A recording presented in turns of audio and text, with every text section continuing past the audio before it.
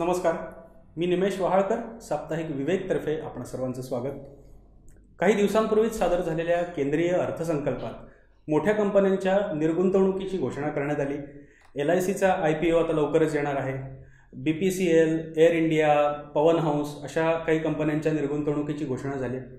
यानंतर देशातील काही एका विशिष्ट बाजूकडून लगेचच आरडाओरडा सुरू झाला की यांनी देश विकायला काढला किंवा हा देश काही उद्योगपती घराण्यांच्या ताब्यात दिला जातो वगैरे वगैरे.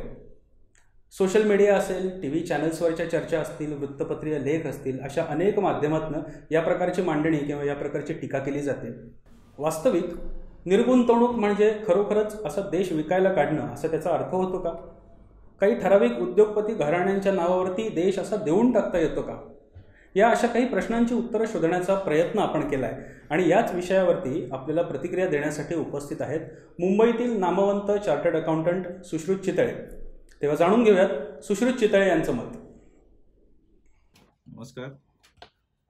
यावर्षीच्या केंद्रीय अर्थसंकल्पामध्ये निर्गुंतवणुकीकरण डिसइन्व्हेस्टमेंट मार्फत 1,75,000 कोटी रुपये आपण उभे करणार असं टार्गेट आपले वित्तमंत्री निर्मला सीतारामन यांनी सांगितलं आणि त्याच्यानंतर सर्वत्र चर्चा सुरू झाली.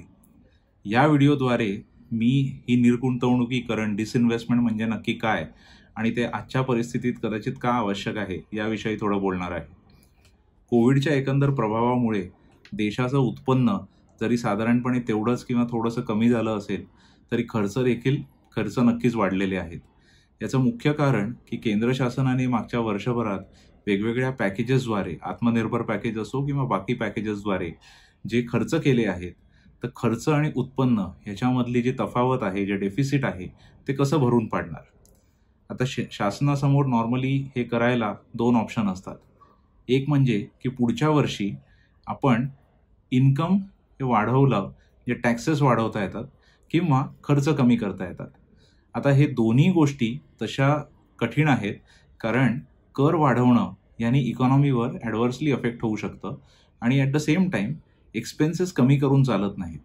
त्याच्यामुळे ह्या दोघींमधले जे तफावत आहे ही शासन जे नॉन कोर किंवा जे स्ट्रॅटेजिक नाही आहेत अशा काही कंपन्या सरकारच्या विकून ती तफावत भरून पाडण्याचा प्रयत्न करणार आहे. तर डिसइन्व्हेस्टमेंट निर्गुंतवणुकीकरण म्हणजे काय? याचा अर्थ की प्रत्येक वेळेला ती कंपनी विकली पाहिजे असं नक्की होत नाही. ह्याच्यात 2 गोष्टी असतात. याला एक म्हणतात एक सेल, ज्याला विकणं, किंवा दुसरं ज्याला IPO इनिशियल पब्लिक ऑफरिंग. त्याच्यात कंपनीमध्ये बाहेरचे गुंतवणूकदार हे तिथे शेअर्स त्याचे विकत घेतात. जिथे सेल आहे तर या कुठल्या कंपन्या विकणार? तर ज्या स्ट्रॅटेजिक नाही आहेत अशा. तर मग स्ट्रॅटेजिक कंपन्या कुठल्या?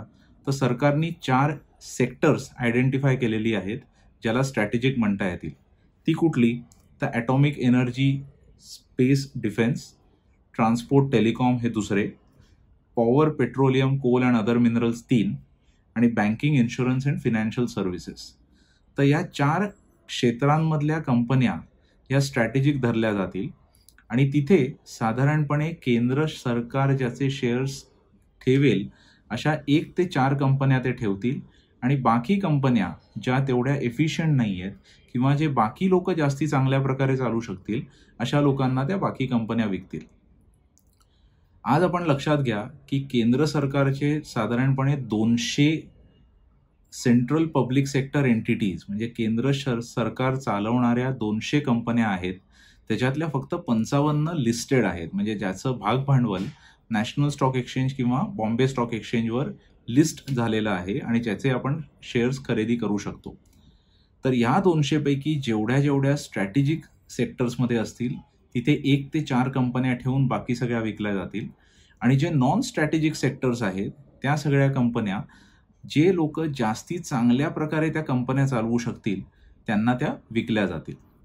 दुसरी अनाउन्समेंट जी केलेली आहे ती म्हणजे जिथे जिथे जमिनी आहेत आणि नॉन कोर ॲसेट्स आहेत ज्याचा सरकारतर्फे कुठल्याही प्रकारे युटिलायझेशन नाही आहे अशा गोष्टीसुद्धा किंवा अशा जमिनी ह्या आयदर विकल्या जातील किंवा त्या प्रकारे काहीतरी कन्सेशन ॲग्रीमेंट केलं जाईल.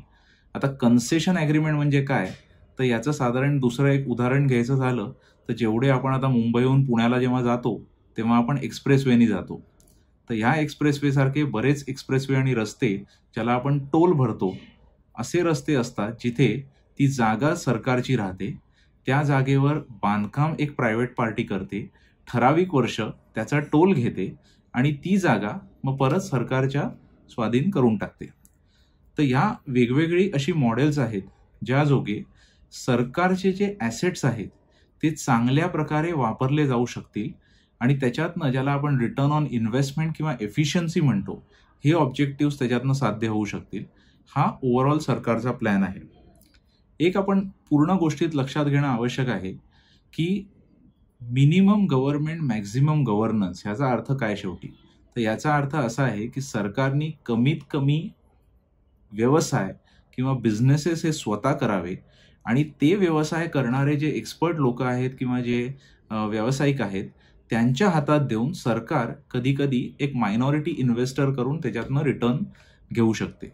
सो ही जी पूर्ण आता जी भूमिका आहे निर्गुंतवणुकीकरण डिसइन्व्हेस्टमेंट, ही साधारणपणे त्याच दिशेने वाटचाल आहे.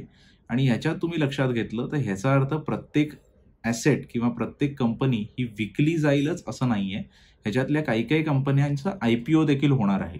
जसं LICचं जर आपण बघितलं तर LICचा IPO त्यांनी प्रपोज केलेला आहे. म्हणजे काय की LICचं भाग भांडवल हे नॅशनल स्टॉक एक्सचेंज आणि मुंबई स्टॉक एक्सचेंजवर लिस्ट होईल आणि त्याच्यात त्या कंपनीमध्ये तुमच्या आमच्यासारखे सामान्य लोक सुद्धा त्या LICचे शेअर्स उद्या विकत घेऊ शकतील.